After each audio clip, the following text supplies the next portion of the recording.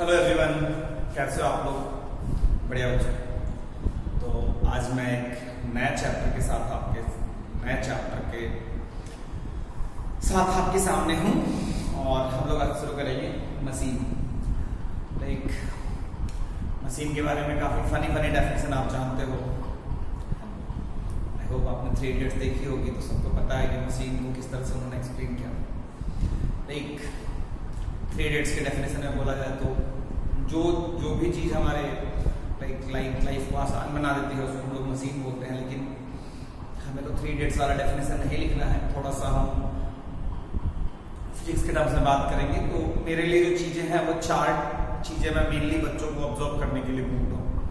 कि सपोज करो, मान लो कोई बहुत बड़ा ऑब्जेक्ट को उठाना है। लास्ट ईयर आपने हाइड्रोलिक लिफ्ट पढ़ा था कि अगर आपको एक इवन 1000 kg का अगर ट्रक को बैलेंस करना था तो even you can apply a very small amount of force and you can balance it.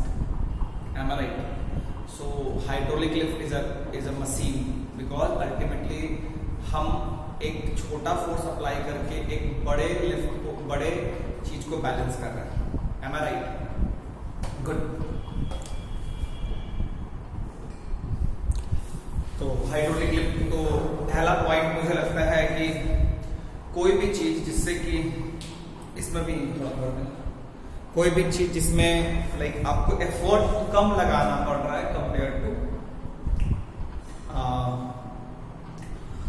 मतलब अगर कोई चीज में अगर एफर्ट कम लगाना पड़े तो I can say that it's a kind of machine, it's a machine. Second चीज और भी होती है, जैसे कि सपोज करो कि सेकेंड पॉइंट जो मैं देखता हूँ कि मशीन कौन मशीन हो सकती है कि जैसे कि मान लो एक साइकिल के पहियों को हम घुमाते हैं। साइकिल के पहियों को हम घुमाते हैं तो हम जो साइकिल के पहियों को घुमाने के लिए जो फोर्स लगाते हैं वो एग्जैक्टली एक ऐसी जगह पे लगाते हैं जो काफी कन्वीनियंट होता है मेरे लिए। उससे क्या होता है कि हमें दिक्कत नहीं होती है। तो मशीन से हम क्या करते हैं, हम एफर्ट अपने कन्वीनियंट जगह पे लगाते हैं। क्लियर? तो वो भी, ये भी एक मशीन जो भी होगा उसमें ये क्वालिटी होगी। मैंने पहले क्वालिटी बताई कि कम फोर्स में, कम एफर्ट में बड़े ऑब्जेक्ट को, बड़े लोड को हम होल्ड कर सकते हैं। सेकेंड की we can apply the effort at a convenient direction, at a convenient place. Third क्या है कि जैसे कि अगर सपोज करो, अगर मान लो कोई बकेट है ना, अगर मान लो कोई बकेट है ऐसे, तो अगर आप इसको डायरेक्टली अगर ऊपर खींचोगे, ठीक है, तो ये क्या होता है, अगर आप ध्यान से देखोगे, अगर इसको डायरेक्टली ऊपर खींचोगे तो ये ज्यादा पेनफुल होता है because you are applying the force against the gravity. लेकिन अगर आप सिंपली एक ऐसा लगा करके, है ना,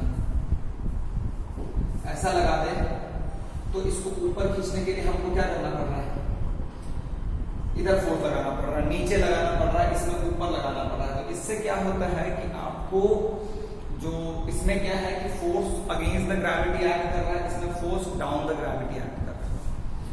तो तीसरा एक बेनिफिट है, तीसरा एक आपके लिए एक फायदा है कि फोर्स एफर्ट का डायरेक्शन भी अपने कन्वीनियंट के अकॉर्डिंग हो सकता है। मैंने जो सेकंड एग्जांपल लिया था वहां पे एफर्ट का प्लेस वाज कन्वीनियंट कि मैं कहां पे लगाऊं। थर्ड में है कि एफर्ट का direction will also be convenient. और भी छोटी छोटी चीजें हैं, जैसे एक और बेनिफिट हम बोल सकते हैं कि सपोज करो कि मान लो कि एफर्ट को हमने कम डिस्प्लेसमेंट किया लेकिन उसके कॉरस्पॉन्डिंग लोड बहुत डिस्प्लेस हो गया। मान लो सीसॉ ले लो, तो मतलब अगर मुझे लोड को बहुत ऊपर लेके जाना है तो मैं क्या करूंगा कि एफर्ट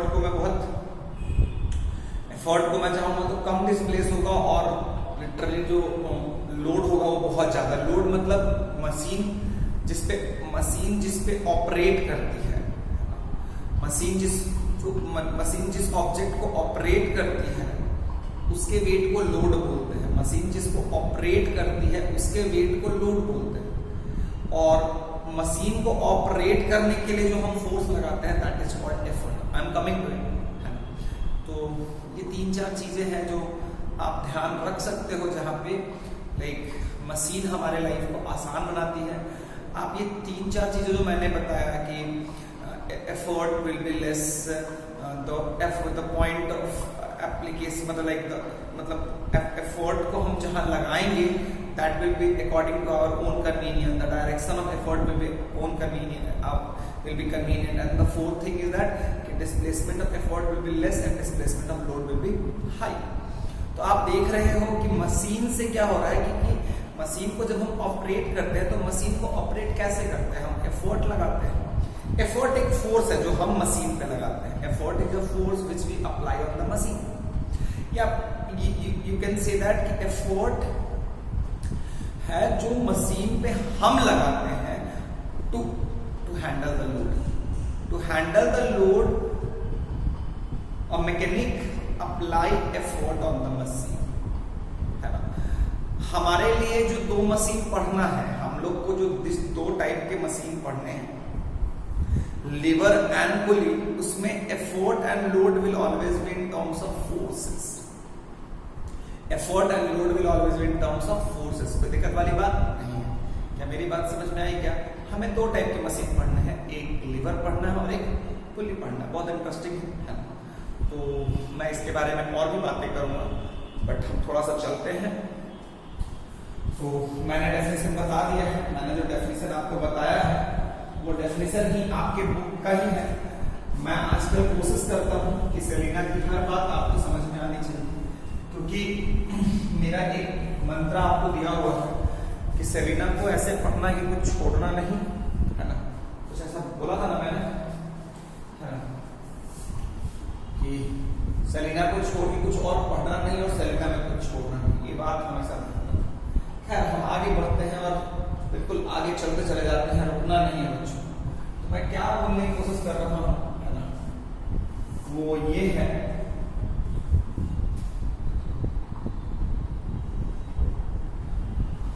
कि एक बात करते हैं लोड की। तो लोड क्या है ना, लोड है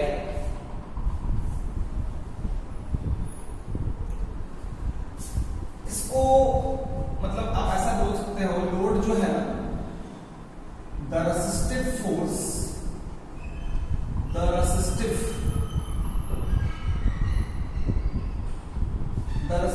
force, the resistive or opposing force,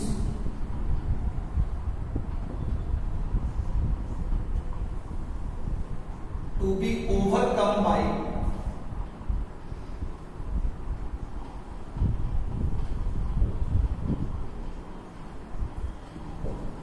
machine. The resistive or opposing force to be overcome by machine, मतलब सपोज करो मेरा एक सीसो है, तो यहाँ पे मान लो एक सुंदर बालिका होगी, सुंदर कन्या होगी। तो अगर मुझे इसको एक सपोज करो कि मुझे इसको होल्ड करना है, तो लड़का यहाँ पे एक फोर्स लगाएगा। तो इस सुंदर कन्या का जो वेट है W, ये जो है एक्चुअली सीसो का यूज लड़का किसके लिए करेगा? टू होल्ड द, लड़का सुंदर कन्या का, लड़का मशीन का यूज, लीवर का यूज करेगा सुंदर कन्या को होल्ड करने के लिए। तो यहाँ पे लोड कौन है? लोड ध्यान से देखोगे तो ये तुम्हारा लोड हो गया, ये तुम्हारा लोड हो गया, ये तुम्हारा लोड हो गया, ये लोड हो गया। ये जो फोर्स हमने लगाया ये हमारा एफर्ट हो गया। तो I can replace this W by L and I can replace this F by E। बहुत समझने की जरूरत है कि मशीन का यूज हम किसको ऑपरेट करने के लिए कर रहे हैं। तो मशीन का यूज हम यहाँ पे सुंदर कन्या को ऑपरेट करने के लिए कर रहे हैं। ऑपरेट करने का मतलब है टू होल्ड द सुंदर कन्या। टू होल्ड द सुंदर कन्या we have to apply a force. The boy has to apply a force. The boy is mechanic here and he is using lever to hold the Sundar Kanya. So ultimately the weight of the Sundar Kanya is the load and the force applied by the boy is effort. Am I right? Clear है क्या? कोई दिक्कत वाली बात नहीं है। और भी आप सोच सकते हो, सपोज करो कि मान लो ये एक पुली है ना, मान लो यहाँ पे कुछ ऐसा है, इसको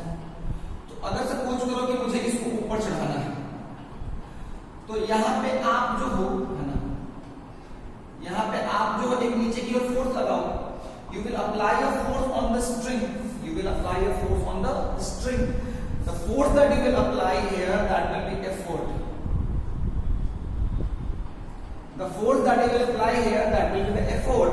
अगर यहाँ पे ध्यान से देखोगे तो यहाँ पे एक वेट लग रहा है, इसका एक वेट होगा, and that weight will be called load. ये जो आप लगा रहे हो उसको हम एफर्ट कहेंगे, और जो वेट है उसको हम लोग क्या बोलेंगे, लोड। मतलब अगर आपको उस ऑब्जेक्ट को ऊपर उठाना है तो अल्टीमेटली उसके वेट को ओवरकम करना पड़ेगा, तो उसका वेट जो है वो लोड है। वो रेसिस्टिव फोर्स है, वो एक अपोजिंग फोर्स है जिसको मशीन को क्या करना है, ओवरकम। मशीन को ओवरकम करने के लिए मशीन तो हमें क्या होना पड़ता है, मशीन पे हमें एक फोर्स लगाना पड़ता है। एक बात अगर मैं ध्यान से बोलूं तो लोड जो होता है ना, लोड इज अ फोर्स, है ना, लोड जो होता है वो फोर्स किस पे लगाता है ना। तो लोड जो है, अगर मैं आपको बोलूं एफर्ट के बारे में बोलूं, एफर्ट को अगर आपको समझाना है तो मैं आपको बोल सकता हूं कि we apply the force on the machine, we apply the force on the machine to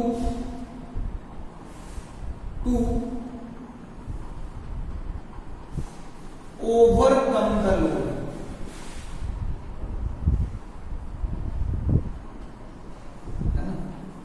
We apply the force on the machine, मतलब एफर्ट वो है जो हम अप्लाई करते हैं machine. We apply the force on the, देखो ध्यान से देखो, मेरी इंग्लिश वैसे बहुत खराब है, बट हियर आई एम, मतलब मैं प्रीपोजिशन सही यूज कर रहा हूं, मशीन पर जो फोर्स हम अप्लाई करते हैं to overcome the load, to overcome the, that is called effort. अब क्या है बच्चा, कुछ चीजें हैं जो हमारे लिए जरूरी हैं, उस टर्म के बारे में हम बात करेंगे। I hope load and effort के बारे में एक आइडिया आपको लग गया होगा। यहाँ पे लोड ये समझना होगा, आपको पहचानना पड़ेगा लोड कौन है। देखो ये फोर्स लोड, क्लियर है।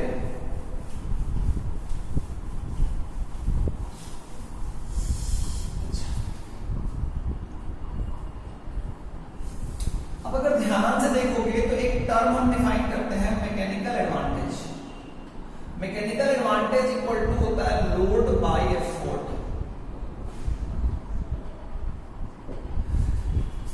लोड बाय एफर्ट, तो मैकेनिकल एडवांटेज का वैल्यू अगर 1 से बड़ा चाहिए तो L should be greater than E। ये तो कुछ है नहीं, मैकेनिकल एडवांटेज का वैल्यू 1 के बराबर चाहिए तो L equals to E।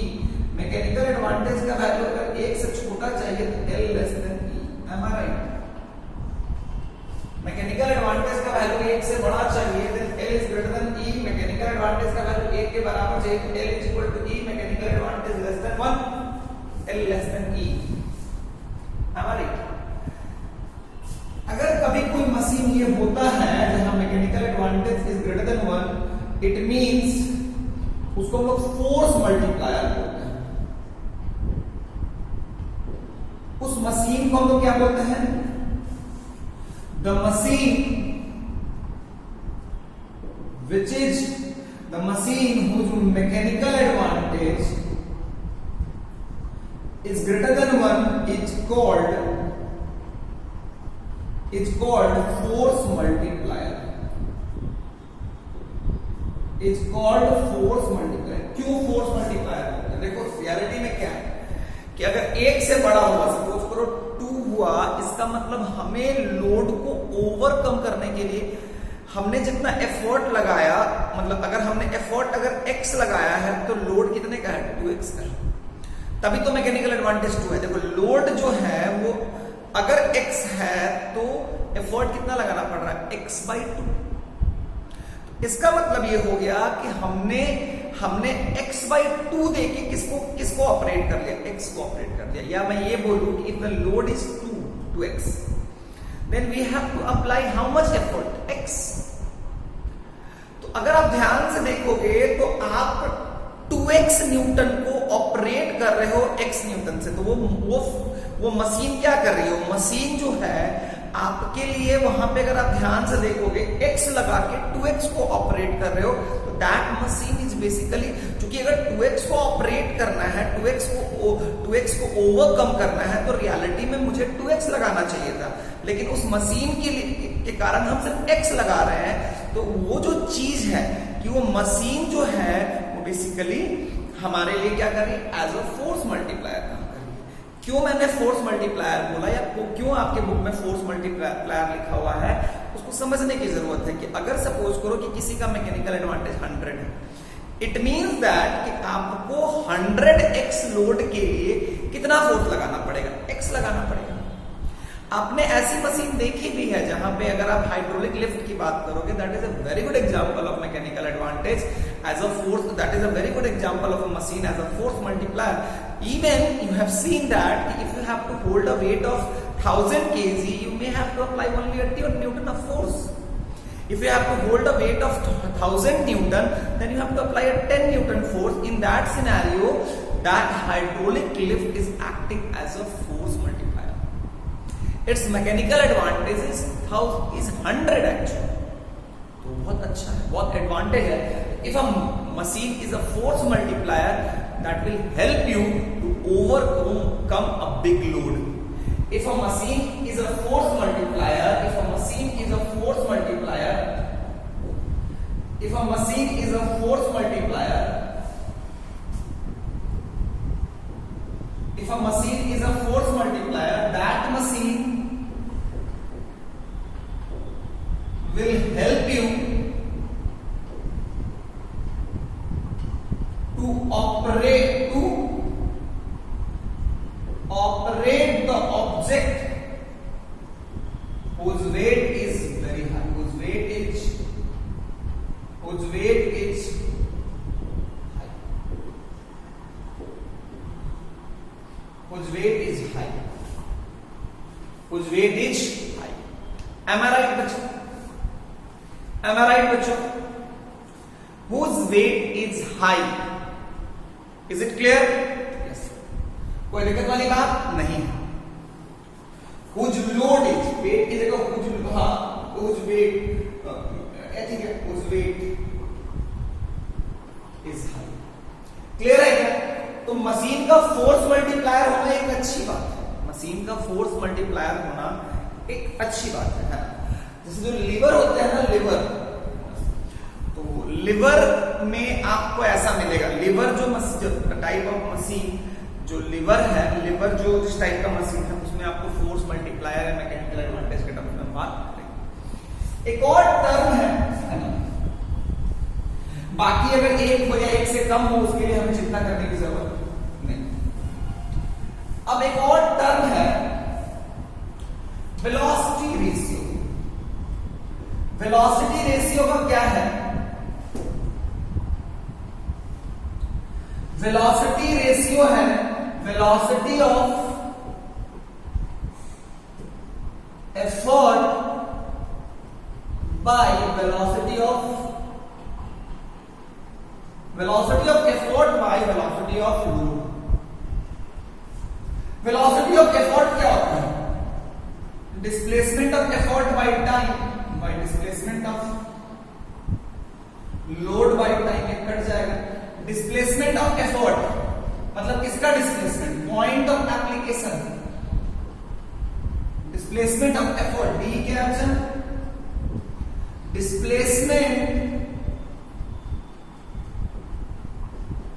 Displacement of point of application, point of application of effort. DL क्या ऑप्शन? डिस्प्लेसमेंट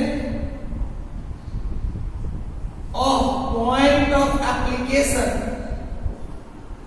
एक्चुअली में मेरे लिए डिस्प्लेसमेंट किसका डिस्प्लेसमेंट? तो point of application of effort and point of application of load. तो हम लोग इसको ऐसे डीई बाय डीएल भी लिखते हैं, displacement of effort bye displacement of load. अब अगर ध्यान से देखोगे तो वेलोसिटी रेशियो अगर 1 से बड़ा है तो DE is greater than DL। Velocity ratio अगर 1 से छोटा बराबर है तो DE is equals to DL। Velocity ratio अगर 1 से छोटा है तो DE is less than DL। Am I right? Am I clear? ध्यान से देखो तो तुम्हारे लिए ये वाला मशीन जिसमें कि अगर डिस्प्लेसमेंट ऑफ एफर्ट कम हो, डिस्प्लेसमेंट ऑफ लोड ज्यादा हो, उसको हम लोग बोलते हैं स्पीड गेन। नाम है, वरना नहीं। इसे स्पीड गेन कहने का मतलब है कि हमने एफर्ट कम, मतलब एफर्ट का डिस्प्लेसमेंट कम हुआ लेकिन उसके कॉरेस्पॉन्डिंग लोड क्या हुआ, ज्यादा चला। जैसे कि अगर आप ध्यान से देखो, मान लो ये सीसॉइड ले लो, तो मान लो यहां पे मैंने वेट रखा हुआ है और यहां पे मैं एफर्ट लगा, तो इसका डिस्प्लेसमेंट क्या होगा, इस पॉइंट का डिस्प्लेसमेंट कम है और इस पॉइंट का डिस्प्लेसमेंट क्या है, इस पॉइंट का डिस्प्लेसमेंट क्या है, इस पॉइंट का डिस्प्लेसमेंट क्या है, कम है, और इस पॉइंट का डिस्प्लेसमेंट क्या होगा, ज्यादा होगा। क्या मेरी बात क्लियर है? अगर ये ऐसे आता है तो ये यहां से यहां आया, ये यहां से यहां चला गया, ये यहां से यहां गया। क्या मेरी बात क्लियर है? इसका डिस्प्लेसमेंट कम हो रहा है, एफर्ट के पॉइंट का डिस्प्लेसमेंट कम हो रहा है और लोड के पॉइंट का डिस्प्लेसमेंट ज्यादा हो रहा है, उसको स्पीड गेन बोलते हैं। मेनली ये चीज जो होता है ना, आपको ये दिखेगा, इसका एडवांटेज पुली के केस में दिखेगा। इसका एडवांटेज किसके केस में दिखेगा बच्चा? पुली के केस में दिखेगा। पुली के केस में आपको ये दिखेगा कि अगर मैं थोड़ा सा एफर्ट को चलाता हूं उससे लोड कितना चलता है। क्या मेरी बात क्लियर है क्या? तो हमने दो टर्म की हमने बात कर ली, एक मैकेनिकल एडवांटेज की हमने बात कर ली, एक वेलोसिटी रेशियो की हमने बात कर ली। दोनों में जब मैकेनिकल एडवांटेज ग्रेटर देन 1 होता है, then we say that it's a force multiplier, the machine is a force multiplier. If the velocity ratio is less than 1, then we say that the machine is having speed gain, the machine is having speed gain. Am I right बच्चों? Clear है क्या? कोई दिक्कत नहीं है। और बात करो, आओ और बात करो, आओ।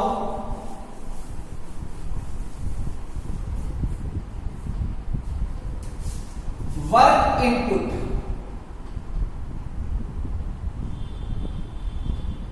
वर्क इनपुट क्या है?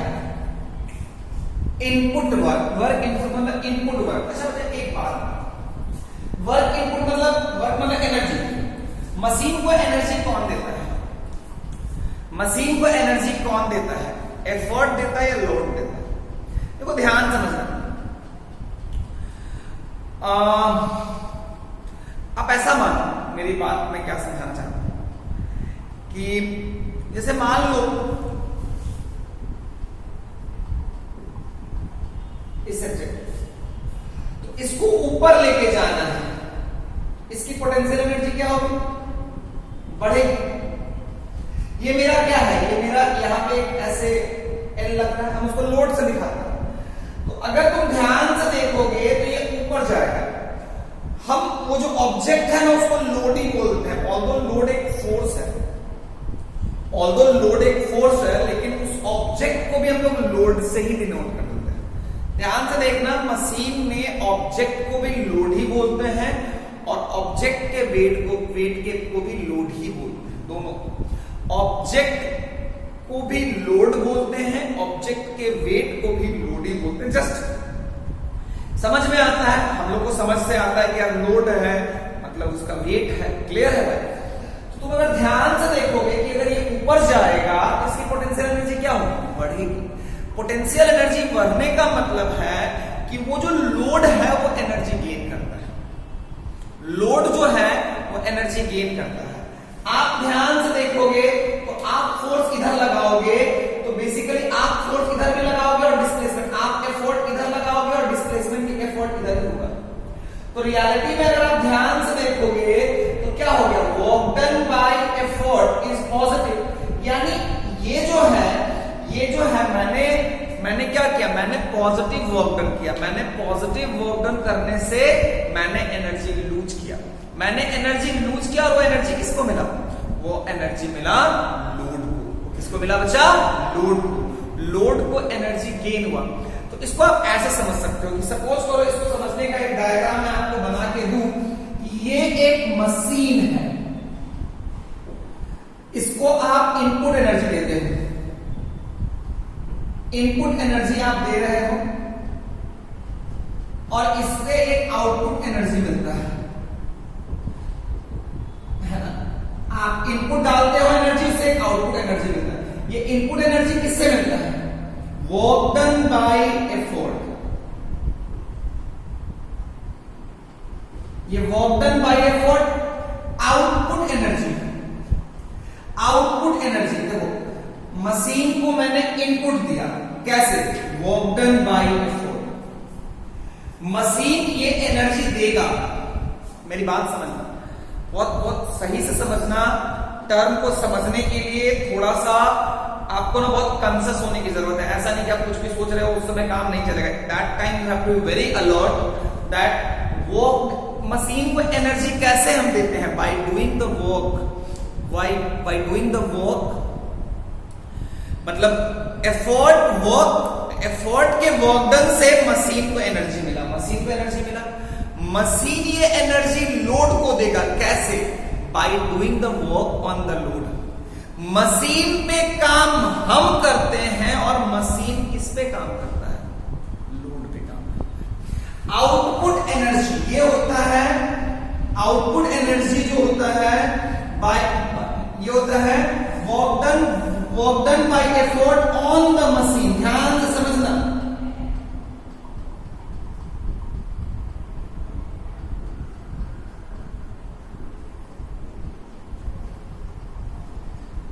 work done by effort on the machine. Am I right? Work done by effort on the machine. Output energy है ना? Work done, input energy जो होता है, output energy। ये क्या होता है बच्चा? Work done by machine on the load है ना? Input energy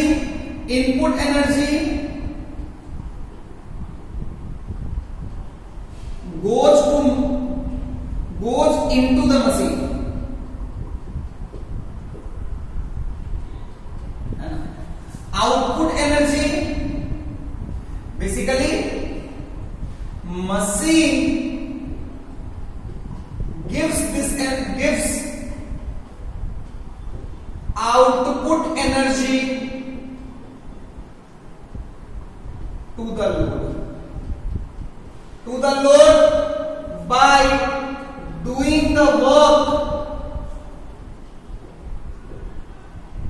on load. We give input energy to the machine. Effort give input energy. Effort give input energy to the machine by doing work on machine. By doing work on machine. Machine give output energy to the load by doing work on load. और clear होना चाहिए, ये machine है, machine को input energy किससे मिलती है? Effort के वर्क डन से। मशीन आउटपुट एनर्जी कैसे देता है? मशीन आउटपुट एनर्जी कैसे देता है? Bye doing the work on the load. Bye doing the work on the load. देखो, इनपुट देना एफर्ट का काम है, आउटपुट देना मशीन का काम है। इनपुट देना एफर्ट का काम है, आउटपुट देना मशीन का काम है। तो इनपुट हम कैसे देते हैं? हम किस पे काम करते हैं? अगर मान लो मुझे किसी ऑब्जेक्ट को एनर्जी देना है तो I have to do some work on them. I have to do some work on the object. अगर मान लो मुझे किसी को काइनेटिक एनर्जी देना है, I have to apply a force on it. Similarly, the effort has to give energy to the machine. So how will effort give energy? How will effort give energy? Effort will give energy by doing the work on machine. Am I clear? Input energy का recipient मतलब receiver कौन है input energy का? The receiver of the input energy is machine. Who is giving that energy? Effort. अच्छा, output energy का receiver कौन है? Output energy का रिसीवर कौन है? लोड. आउटपुट एनर्जी का जो रिसीवर है वो लोड है. क्लियर है क्या? गिवर कौन है? मशीन. तो मशीन को काम करना पड़ेगा किस पे? लोड पे. क्या मेरी बात क्लियर है क्या? तो वर्क इनपुट जो होता है वो होता है, अगर ध्यान से देखोगे तो effort into displacement of effort. Work output की बात करोगे तो ये हो जाएगा लोड.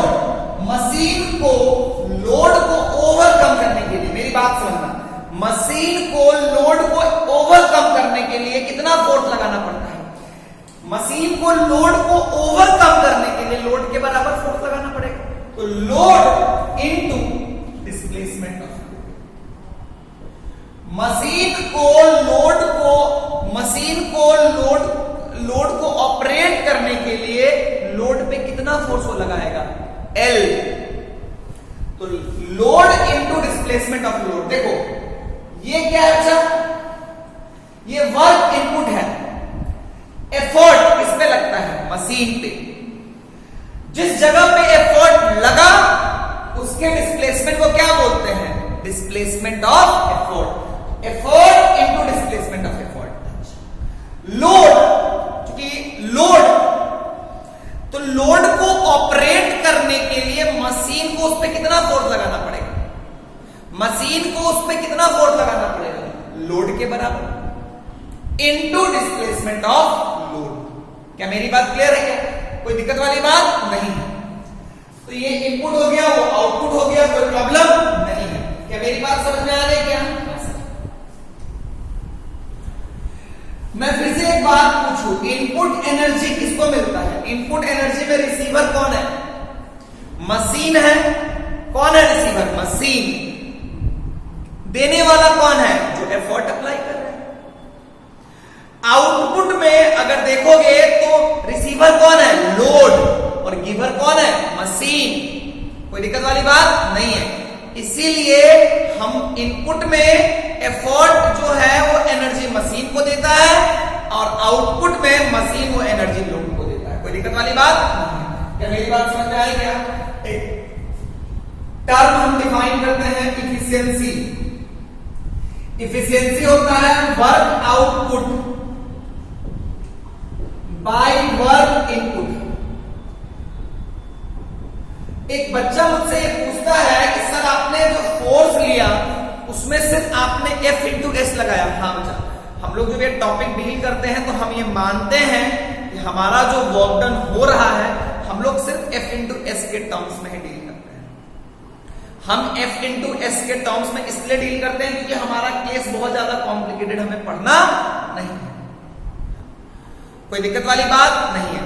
ऑल्दो मशीन जो है वो जो काम कर रही है लोड पे उसका वर्क डन नेगेटिव हो सकता है, लेकिन हम उसको भी क्या लेते हैं? पॉजिटिव लेते हैं. क्योंकि हमें पता है कि रियलिटी में हम जो एनर्जी दे रहे हैं वो किसको दे रहे हैं?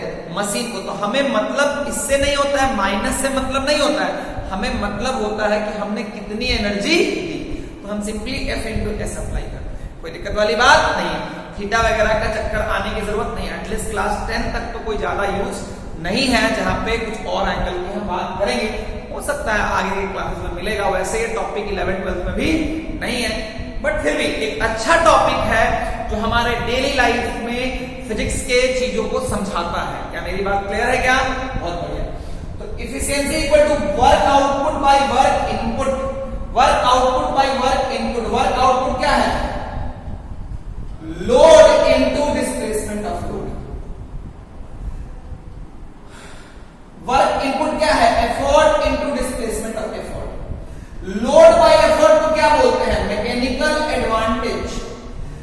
इसको हम चाहे तो डी बाई डी एल भी लिख सकते हैं and D by D L को क्या लिखते हैं? डी बाई डी एल को लिखते हैं वेलोसिटी रेशियो। तो इफिशियंसी को I can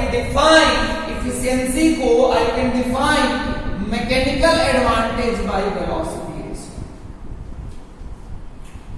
mechanical advantage by velocity ratio, कोई प्रॉब्लम नहीं है। अब ध्यान से देखोगे तो फॉर आइडियल मशीन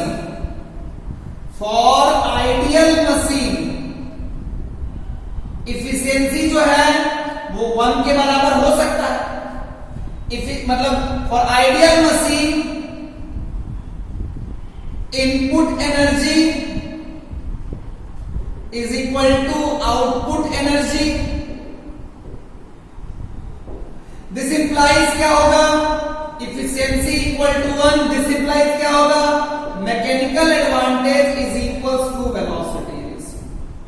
अगर आइडियल मशीन हमने ले लिया तो मेरा मैकेनिकल एडवांटेज वेलोसिटी रेशियो के बराबर हो जाएगा। मेरा मैकेनिकल एडवांटेज जो होगा वो वेलोसिटी रेशियो के बराबर हो जाएगा। कोई प्रॉब्लम नहीं है, कोई दिक्कत वाली बात नहीं है। क्या मैं मिटा दूं? हाँ सर।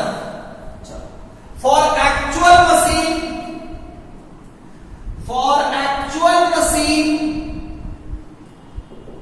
है ना, output energy is less then input energy. कुछ लॉस हो जाता है, कुछ बर्बाद हो जाता है, तो जितना इनपुट देते हैं उतना आउटपुट निकलता नहीं है। ध्यान से देखोगे तो इससे क्या होता है? Efficiency is less than 1। This implies mechanical advantage by velocity ratio is 1। This implies mechanical advantage is less than velocity ratio. तो mechanical advantage is equal to velocity ratio ये तब होता है जब इफिशियंसी मेरा 1 के बराबर होता है या आइडियल मशीन होता है। ऐसे सारे ही केसेस में mechanical advantage less than velocity ratio होता है। कोई दिक्कत वाली बात नहीं है, कोई दिक्कत वाली बात नहीं है। क्या मेरी बात समझ में आई क्या? ऑब्वियसली सर, कितना आसान चीज है, फिर भी आप चिल्लाते रहते हो, गजब पागल हो। ऐसे क्या बोला रे? मिटा दो बच्चों। हाँ सर, मिटा दो सर, कोई दिक्कत नहीं है सर, साफ कर दो सब कुछ। वीडियो को पॉज करके सब कुछ लिख लेना तुम। अब अगर हम बात करें तो मैं आपको एक चीज बताना चाहता हूं कि जैसे मान लो an actual machine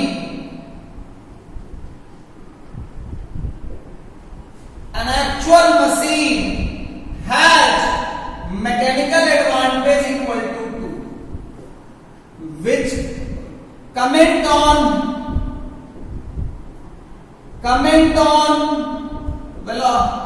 velocity which of then its velocity ratio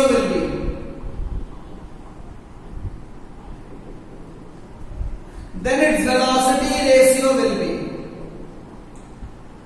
option A, इसको 3 कर दो। Option A 3, 2, 1, D4। बताओ,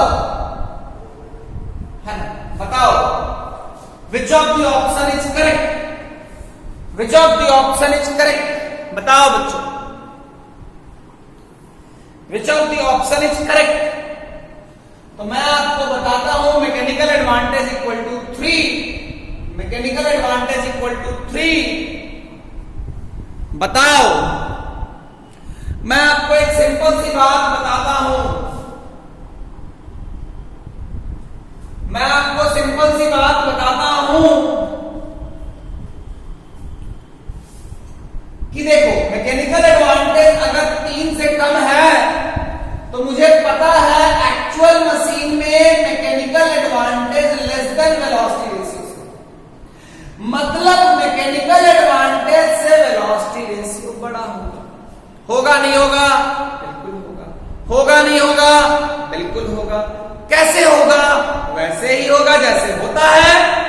Am I right? Yes sir. Mechanical advantage is less than velocity ratio. Now, if you will look at very among the option only one option is more than mechanical advantage. So obviously यहां पे will be के जगह can हो सकता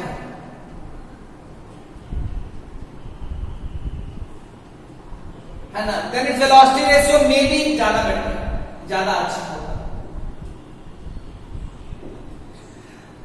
खैर ये आपको समझ में आ गया. हाँ सर, देखो अगर यहाँ पे 4-5 और कुछ होता तो कमेंट करना मुश्किल होता, लेकिन among the option I have given only one option which was suitable. आपको 4 में एक चूज करना था. 3 पॉसिबल है क्या? नहीं. 2 पॉसिबल है क्या? नहीं. 1 पॉसिबल है क्या? नहीं. 4 पॉसिबल है क्या? हाँ. क्लियर है क्या? Okay.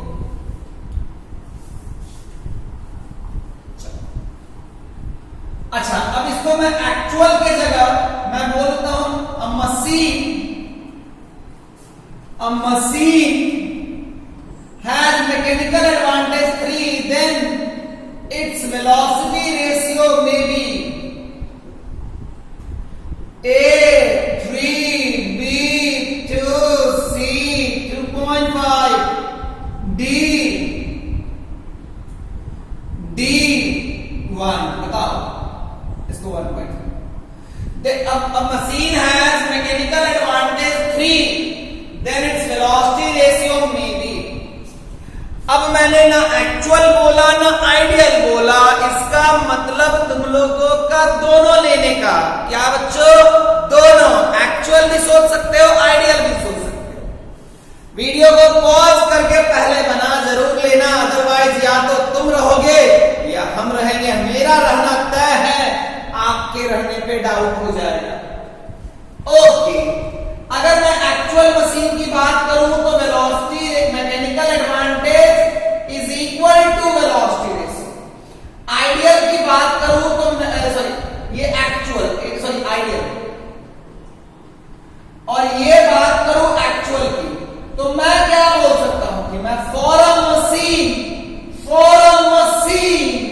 Mechanical advantage is less than equal to velocity. या तो बराबर होगा या बड़ा होगा, या तो बराबर होगा या बड़ा होगा. यहां पे देखो तो हो सकता है क्या? नहीं. वेलोसिटी रेशियो या तो बड़ा होगा या बराबर होगा. 1.5 और 1 के पॉसिबल नहीं है. 3 है. ये बात ध्यान से रखना, समझ में आना चाहिए. For a machine mechanical advantage, because when I am talking about for a machine, it means it can be ideal as well as both. It can be ideal as well as actual. मतलब in that case you have to think from both the perspective. The machine can be ideal as well as the machine can be actual. Am I right? Yes sir. ढंग से सारी बात समझ में आ गई? हाँ sir. कोई दिक्कत? हाँ सर. मिटा दूं? हाँ सर.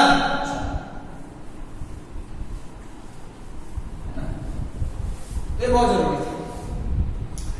जैसे मैं तुम्हें एक बात बोलूं, जैसे a machine is ideal.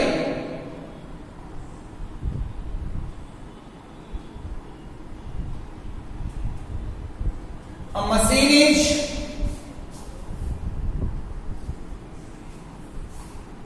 ideal. Its velocity ratio is 5. ठीक है ना? To overcome a load of 100 Newton, how much effort I have to apply? How much effort I have to apply? Option A 100 Newton, option B 50 Newton, option C 20 Newton, option D data insufficient.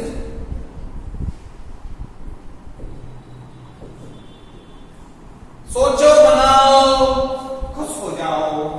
सोचो बनाओ खुश हो जाओ. क्या मेरी बात समझ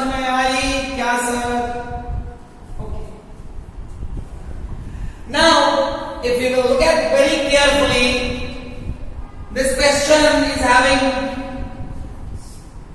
some back calculation, सारा कुछ फ्रंट पे नहीं है, बट देखो तो आइडियल मशीन है, इसका वेलोसिटी रेशियो दिखा 5, वेलोसिटी रेशियो दिखा 5।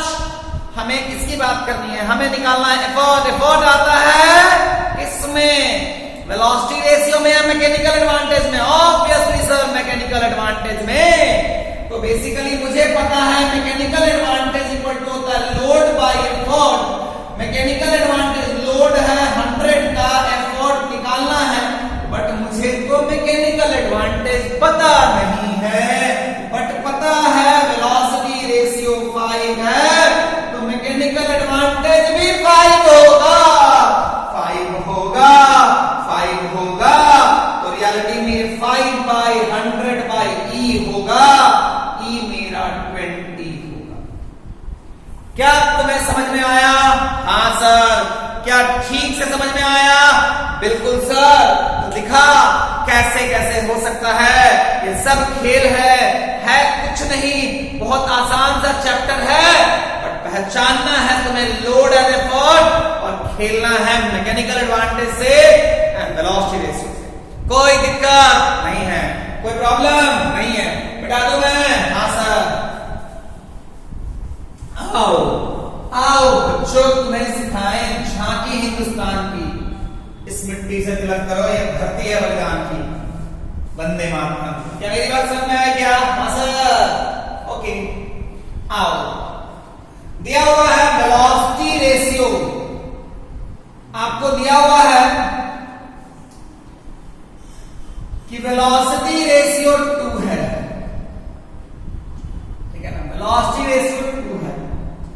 मैकेनिकल एडवांटेज आपको बताना है, बोला हुआ है कि इट्स अ फोर्स मल्टीप्लायर। क्या बोला हुआ है? It's a force multiplier. Option A 0.5, option B 1, option C 1.5, option D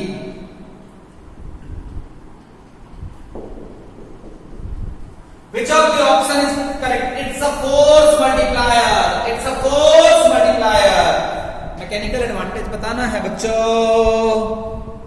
mechanical advantage बताना है बच्चों।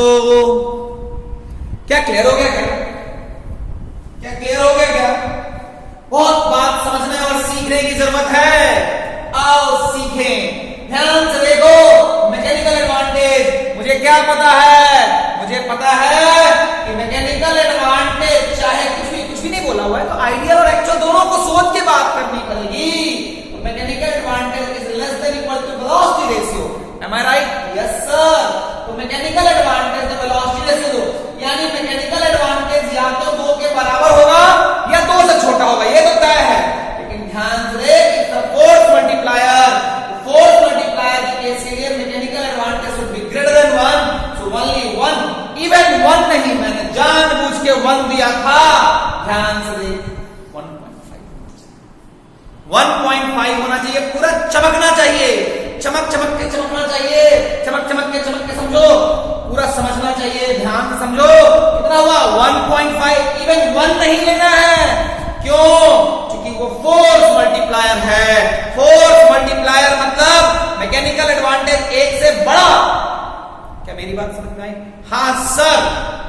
आगे बढ़े? हाँ सर। मिटा दो? हाँ, बहुत बढ़िया। आओ,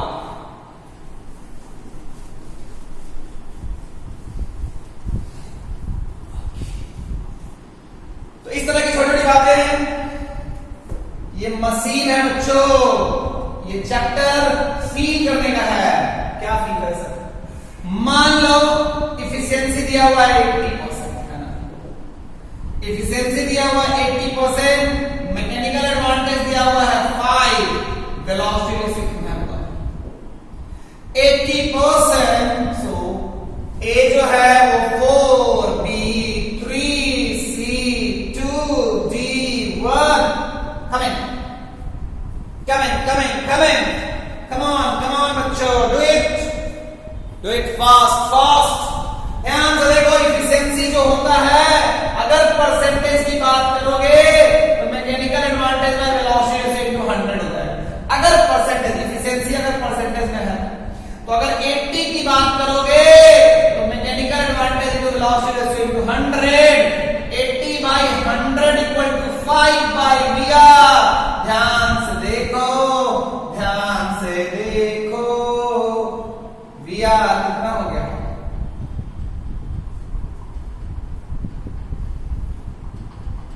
ई एक और ले लेना, नॉन ऑफ दीज। ई एक और ले लेना, none of these. Velocity ratio कितना हो जाएगा बच्चों? हो जाएगा 5/4/5, 25/4,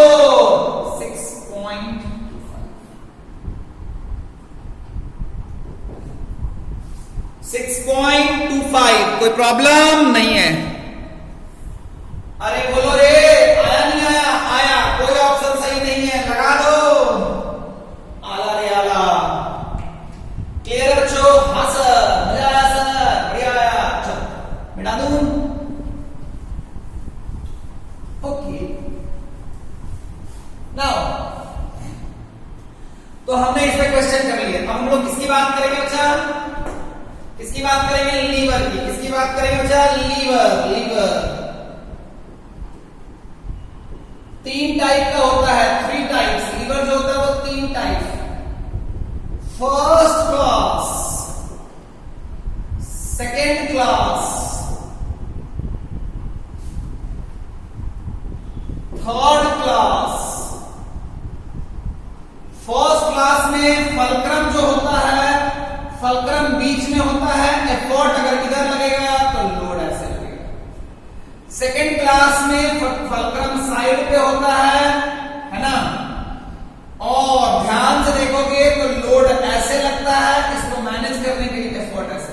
ध्यान से देखो, लोड नीचे लग रहा है, एफर्ट बैलेंस करने के लिए एफर्ट किधर लगाना पड़ेगा? ऊपर। थर्ड क्लास में फलक्रम साइड में होता है, लोड जो होता है वो ऐसे लगता है, एफर्ट ऐसे लगता है। ये फलक्रम, ये फलक्रम। कोई प्रॉब्लम नहीं है, कोई दिक्कत नहीं है। आगे बढ़े? हाँ सर, कोई दिक्कत नहीं। क्लियर हो गया क्या? हाँ। ये देखो, ये फर्स्ट क्लास लीवर है, ये सेकंड क्लास लीवर है, ये थर्ड क्लास। कंफ्यूज होता है बच्चा सर, थोड़ा ध्यान रखना।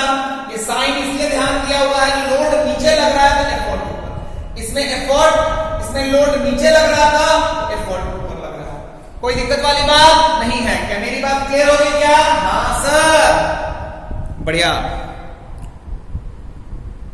ओके, तो ये 3 टाइप के लीवर हैं। अगर तुम ध्यान से देखोगे तो, अगर तुम ध्यान से देखोगे तो हम लोग को जो लीवर पढ़ना है, इनपुट एनर्जी क्या होगा? अगर तुम ध्यान से देखोगे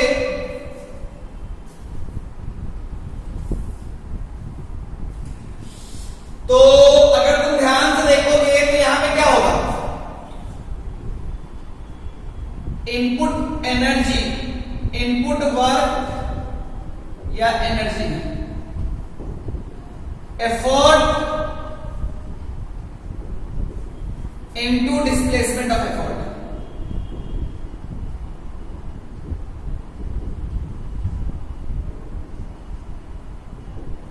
तो एफर्ट को ई से, डिस्प्लेसमेंट ऑफ एफर्ट की बात करोगे, effort into displacement of effort. कोई दिक्कत वाली बात नहीं है। कोई प्रॉब्लम है क्या? अगर तुम ध्यान से देखोगे, ध्यान से देखोगे, मैं थोड़ा गलत जगह पे जा रहा था। ध्यान से देखोगे तो to balance the load, to balance the load, to balance the load from the principle of moment, from the principle of moments, from the principle of moment, clockwise moment equal to anti-clockwise moment। Clear है क्या? Clockwise moment. तो अब अगर ध्यान से देखोगे तो clockwise के लिए क्या हो गया? Load into load arm. Anti clock में एफर्ट इनटू एफर्ट आर। तो लोड बाय एफर्ट कितना हो गया? Effort arm by load arm. ध्यान से देखो लोड आर्म क्या है, लोड आर्म क्या है, तो लोड आर्म जो है ये है, इसको मैं लोड आर्म बोल रहा हूं, ये तुम्हारा लोड आर्म है, ये तुम्हारा एफोर्ट आर्म है। इस केस में ये तुम्हारा लोड आर्म है, इस केस में ये तुम्हारा एफोर्ट आर्म है, इस केस में तुम्हारा ये एफोर्ट आर्म है और ये तुम्हारा लोड आर्म है। क्लियर है क्या? हाँ सर। तो from the principle of moment, clockwise moment equal to anti clockwise moment, मैंने इस केस में ये जो केस है जो मैं ले रहा हूं, load by effort equal to effort arm by load arm, तो लोड बाय एफोर्ट कितना होता है, mechanical advantage equal to load by effort होता है, वो हो जाएगा effort arm by load arm. ध्यान से देखोगे ना तो ये तभी लगेगा जब या तो mass of the lever zero is negligible और fulcrum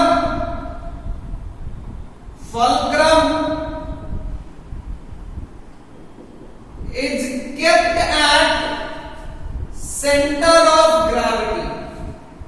Fulcrum is kept at center of gravity. क्योंकि हम वेट को कहां दिखाते हैं, लीवर के वेट को कहां दिखाएंगे, सेंटर ऑफ ग्रेविटी पे।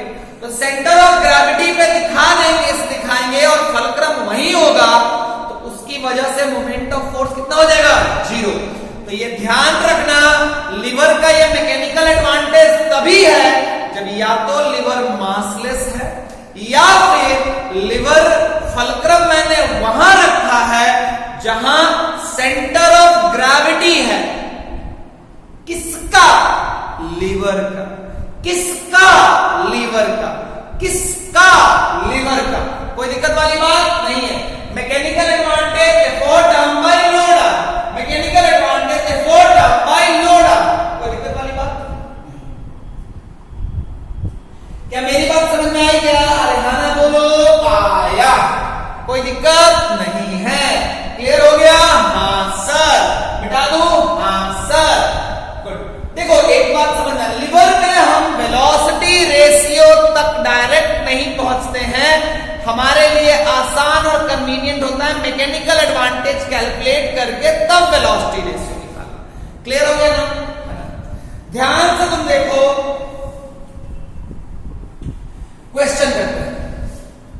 क्वेश्चन करते हैं, बढ़िया से क्वेश्चन करते हैं।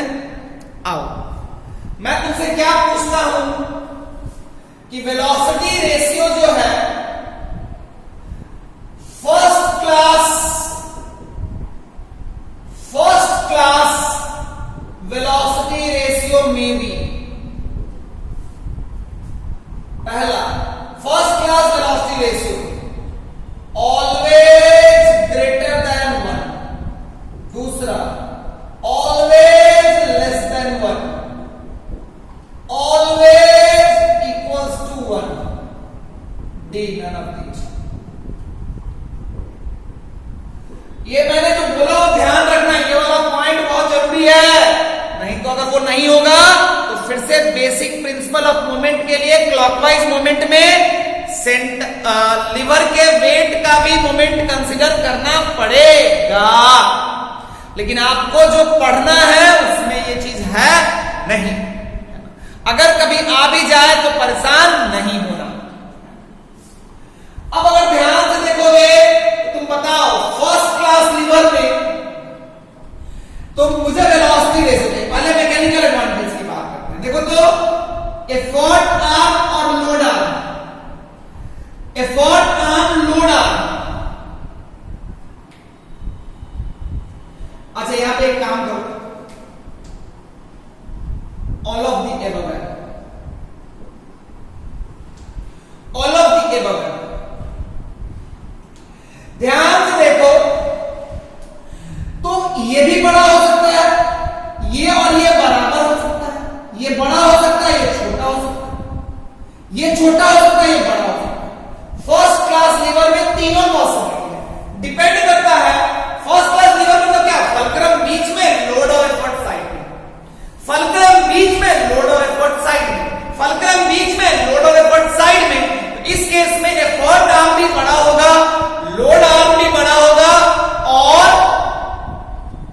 बराबर भी हो सकता है।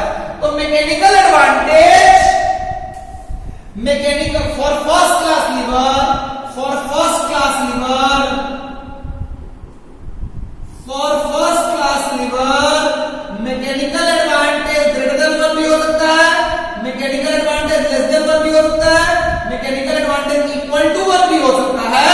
और मुझे पता है mechanical advantage less than velocity ratio, तो देखो ये 1 से बड़ा होगा तो वेलोसिटी रेशियो 1 से बड़ा होगा, ये 1 से छोटा होगा तो वेलोसिटी रेशियो तो, अगर मान लो फर्स्ट क्लास लीवर का क्या मैकेनिकल एडवांटेज 2 हो सकता है? हाँ हो सकता है, 2 होगा तो वेलोसिटी रेशियो 1 से बड़ा होगा, क्योंकि वेलोसिटी रेशियो तो बड़ा होना।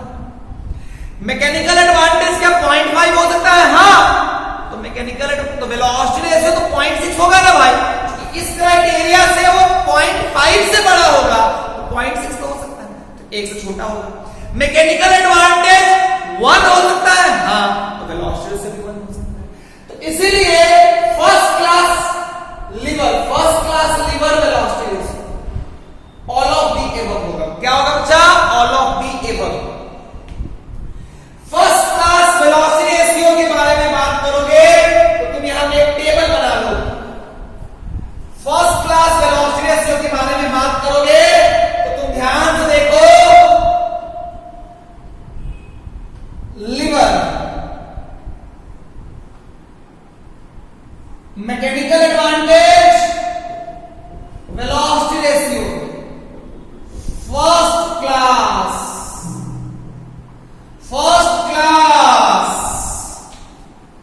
तो मैकेनिकल एडवांटेज जो होगा वो ग्रेटर देन 1 भी हो सकता है, लेस देन 1 भी हो सकता है और इक्वल टू 1 भी हो सकता है। वेलोसिटी रेशियो भी ग्रेटर देन 1, लेस देन 1 और इक्वल टू 1। वेलोसिटी रेशियो 1 से बड़ा 1 से छोटा, क्योंकि देखो मुझे मशीन का सिर्फ ये पता है, मुझे मशीन से सिर्फ ये पता है ये होगा, कोई दिक्कत वाली बात नहीं, कोई प्रॉब्लम नहीं। आगे बढ़े? हाँ सर। कोई दिक्कत है क्या? ना सर। अच्छा, दूसरा क्या है? Second class. Second class lever velocity ratio, बताओ कौन सा ऑप्शन सही? सेकेंड क्लास लीवर, बताओ कौन सा ऑप्शन सही है? वीडियो को पॉज करो और बनाओ, ध्यान से देखो तो इसमें लोड आर्म छोटा है, एफर्ट आर्म बड़ा है, ये हमेशा बड़ा है, इसीलिए मैकेनिकल एडवांटेज जो है वो 1 से बड़ा है। और मुझे पता है मैकेनिकल एडवांटेज से वेलोसिटी रेशियो या तो बराबर होगा या बड़ा होगा। मैकेनिकल एडवांटेज से वेलोसिटी रेशियो या तो बड़ा है या बराबर है, तो ये अगर 1 से बड़ा है तो ये भी क्या होगा? 1 से बड़ा। Always greater than 1, always greater than 1। क्या होगा बच्चा? Always greater than 1। कोई प्रॉब्लम नहीं है ना? ये वाला चीज मुझे मशीन से पता है, ये हमेशा लगाना है। बाकी मुझे पता है कि एफर्ट आर्म बड़ा हो गया, एफर्ट आर्म बड़ा हो गया लोड आर्म से, तो मैकेनिकल एडवांटेज 1 से बड़ा होगा, तो वेलोसिटी रेशियो 1 से बड़ा होगा। यानी सेकंड क्लास लीवर की बात करें,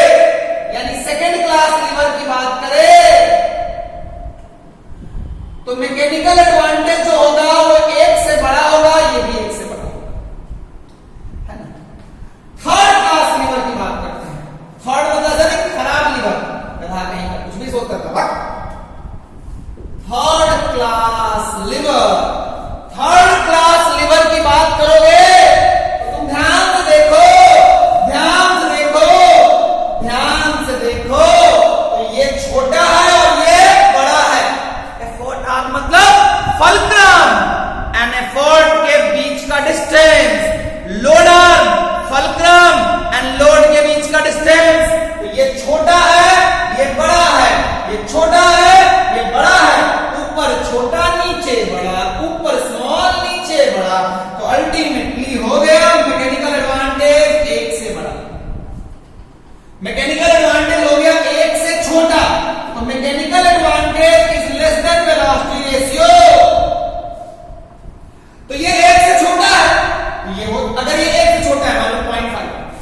तो वेलोसिटी रेशियो क्या होगा? 0.5 हो सकता है, 0.6 हो सकता है, 0.7, एक से छोटा भी होगा, बड़ा हो सकता है, एक भी हो सकता है, 1.5 क्योंकि एक बोलने का मतलब ये एक से बड़ा भी, ये एक से छोटा है, इसके ये क्राइटेरिया के लिए क्या होगा?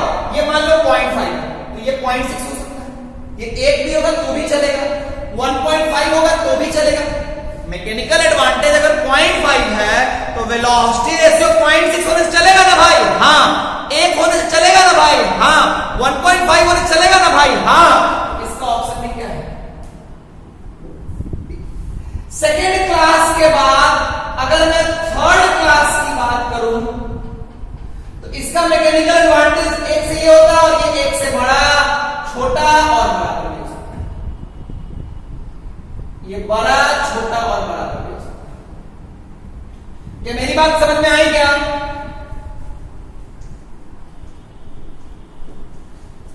कोई प्रॉब्लम है क्या? इस जगह पे तुम लोग रुकोगे तो मैं तुम लोग को पहले बता देता हूं कि मैकेनिकल एडवांटेज 0.5 है। वेलोसिटी रेशियो पे एक चीज है कि वो 0.5 से बड़ा होगा, तो 0.6, 0.7, 0.9, 1, 1.2 कुछ भी हो सकता है, तो तीनों पॉसिबिलिटीज। क्या मेरी बात क्लियर है क्या? हाँ सर। ढंग से समझ में आया क्या? हाँ सर। कोई दिक्कत? ना सर। क्लियर हो गया क्या? हम फिर मिलेंगे अगले क्लास में इसी चीज को आगे बढ़ाते हुए। आज के लिए इतना ही। Tata, bye bye.